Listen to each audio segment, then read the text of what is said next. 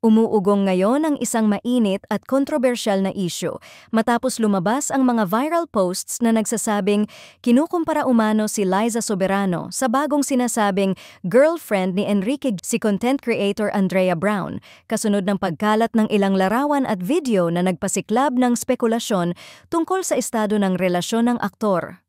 Sa social media nagsimula ang lahat, kung saan may kumakalat na past versus present edits at side-by-side comparisons ng dalawang babae, mga larawang ginagamit ng ilang netizens para iugnay ang dating relasyon ni Enrique at Liza sa sinasabing bagong love interest niya. Sa sandaling kumalat ang viral photos nina Enrique at Andrea Brown na magkasama sa isang event, mabilis na sumabog ang social media sa tanong kung may bago na nga bang minamahal ang aktor at kung ito ba ang dahilan kung bakit tila tuluyan ng nagkahiwalay ng landas sina Enrique at Liza. Mas lalo pang nag-init ang usapan nang may mga online users na nagsimulang ikumpara ang visual style, personality at online presence ni Liza at ni Andrea Brown. May ilang naghahayag ng suporta sa bagong tandem, habang marami rin ang nakikitang unfair daw ang paghahambing lalo na't walang malinaw na basehan at pareho namang may sariling career, identity